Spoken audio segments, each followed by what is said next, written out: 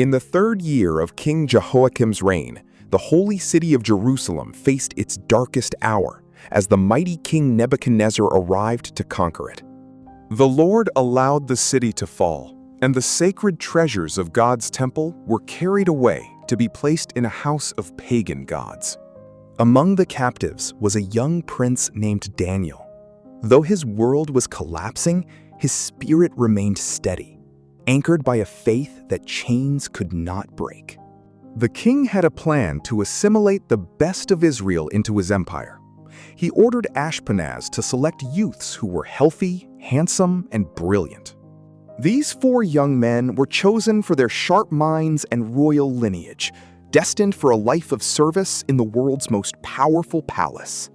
For weeks, they trekked across the wilderness. Every mile was a lesson in loss, taking them deeper into a land that did not know their God. They arrived at the gates of Babylon, a city of gold and sapphire that felt like a different world, where science and magic were the only laws. For 3 years, they were to be educated in the language and literature of the Chaldeans, a process designed to turn these Judeans into perfect Babylonians. To erase their past, the king gave them new names. Daniel was now Belteshazzar, an attempt to make him forget the God of his ancestors. The final step of their transformation was the king's food. It was meant to be an honor, but for Daniel, it was a test of his soul. To the Babylonians, this food was a royal blessing, but to Daniel, it was defiled, offered first to idols and prepared against the holy laws of Jerusalem. Daniel resolved in his heart not to defile himself. He didn't rebel with anger, he sought permission with wisdom, showing respect for the authority over him. The official feared for his life. If the king saw the Judean boys looking thin or pale, he would blame Ashpenaz for their poor condition. Since the chief official was afraid, Daniel turned to the steward. He proposed a 10-day test to prove that God's ways were superior to man's. For 10 days, they ate only pulses, simple vegetables and grains, and drank only water, trusting that their health was in God's hands. While others chose the comfort of the king's table, the 4 Hebrews chose the discipline of their faith, and the difference was clear. At the end of the 10 days, they looked healthier and better nourished than all the youths who ate the royal food. The test was won. God rewarded their faithfulness. He gave them a supernatural ability to learn, making them the most brilliant students in the history of the Babylonian Empire. But for Daniel, God added a special gift. He was chosen to see the unseen and understand the mysteries hidden in the dreams of men. Their time of preparation was over. Now they would face the most powerful king on earth to see if their faith would stand the ultimate test. At the end of their training, the king interviewed them personally. He did not just look at their appearance, he tested the depth of their minds. He questioned them on every matter of wisdom and understanding. He was shocked to find they were 10 times better than his own veteran advisors. Thus, Daniel and his friends entered the king's service. They had survived the academy, but they were about to face a challenge no human could solve. In his 2nd year of reign, the king had a dream so disturbing it shattered his sleep. He woke up knowing it was a message, but he could not remember the details. The king summoned all his wise men. He didn't just want the meaning of the dream. He demanded they describe the dream itself to prove they weren't frauds. He told them that if they did not tell him the dream, he would have them cut into pieces and their houses turned into piles of rubble. They begged for mercy, saying no king had ever asked for such an impossible thing. Their honesty only fueled the king's growing paranoia and fury. The king's anger exploded. He issued a decree to execute every wise man in Babylon. Suddenly, Daniel and his friends were being hunted by the palace guard. When Arioch came to kill him, Daniel did not panic. With great wisdom and tact, he asked why the king had issued such a harsh and urgent decree. Daniel went into the lion's den of the king's presence and asked for time. He promised the king that the answer would be found, risking his own life on a promise to God. Daniel rushed back to his house. He explained the king's death decree to his friends, knowing that their only hope lay in a secret only God could reveal. He urged them to plead for mercy from the God of heaven. They weren't just praying for their lives, they were praying for the lives of all the wise men. During the night, the mystery was revealed to Daniel in a vision. The God who knows all secrets pulled back the heavy curtain of the future. Daniel saw exactly what the king had seen. He saw the rise and fall of great nations and the ultimate plan of the King of Kings. When Daniel awoke, the fear of death was gone. His first instinct was not to run to the king, but to worship the one who reveals all mysteries. Daniel praised the God of heaven, saying, "Praise be to the name of God forever and ever, for wisdom and power are his alone." He acknowledged that God changes times and seasons.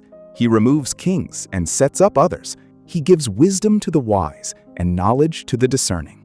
Daniel found the commander and told him, "Do not execute the wise men of Babylon. Take me to the king, and I will explain his dream." Arioch took Daniel to the king at once, announcing that he had found a man among the captives from Judah who could explain the king's mystery. The king asked, "Are you able to tell me what I saw in my dream and interpret it?" Daniel stood before the most powerful man on earth.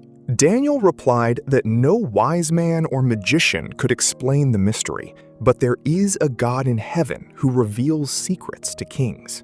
Daniel began to describe a statue of enormous size and dazzling brightness that stood before the king. It was a vision of things to come. The head of this great statue was made of pure, fine gold. Daniel looked at the king and said, "You, O king, are that head of gold." "After you," Daniel continued, "another kingdom will arise, represented by the chest and arms of silver. It will be strong, but inferior to yours. Next, a third kingdom, one of bronze, will rule over the whole earth." Each medal told the story of an empire's rise and inevitable fall. Finally, there will be a fourth kingdom, strong as iron, for iron breaks and smashes everything, and it will crush and break all the other nations. But the feet were a mixture of iron and baked clay, signifying a kingdom that is partly strong and partly brittle, a people who are divided. While you were watching, a rock was cut out, but not by human hands. It struck the statue on its feet of iron and clay. The whole statue was broken to pieces and became like chaff on a threshing floor. The wind swept them away without leaving a single trace. But the rock that struck the statue became a huge mountain that filled the whole earth, a kingdom that will endure forever and never be destroyed. The king sat in stunned silence. Every word Daniel spoke had resonated with the secret depths of his own mind, proving the young man's divine connection. Then King Nebuchadnezzar fell on his face before Daniel. He ordered that an offering and incense be presented to the youth, treating him with the highest honor. The king said to Daniel, "Surely your God is the God of gods and the Lord of kings and a revealer of mysteries." The king placed Daniel in a high position and lavished many gifts on him. He made him ruler over the entire province of Babylon. Even in his success, Daniel remained humble. At his request, the king appointed Shadrach, Meshach, and Abednego as administrators over the province of Babylon. While his friends managed the daily affairs of the province, Daniel himself remained at the royal court, the king's most trusted counselor. Daniel had survived the fall of his home and the pressure of a pagan palace. He stood as a witness that God's wisdom is higher than any earthly throne. Because of Daniel's courage and prayer, the lives of all the wise men in Babylon were saved. One man's faithfulness had preserved an entire generation of scholars. This dream was not just for the king, it was for us. It reminds us that while earthly powers rise and fall like gold and iron, God's kingdom is eternal. Daniel remained in the king's court for many years, a prince in a foreign land who never forgot the king he truly served. Daniel's reputation grew. He became known as a man of an excellent spirit, a foreigner who served the empire with more honesty than its own citizens. He was no longer a student. He was the master. His presence in the palace was a constant bridge between the wisdom of man and the truth of God.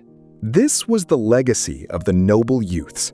They proved that even in captivity, a person who honors God will be honored by God in return. Daniel had survived his first great trial. He had stood before kings and seen the future, and he was ready for whatever God had planned next. The story of the captive prince is a reminder that no matter where you are, God's kingdom is growing, and his light will never go out. Daniel's journey has only just begun. Join us in the next story as we witness the ultimate test of faith in the heart of the fire. Until next time, remember, you are seen, you are loved, and your story is held in the faithful hands of God.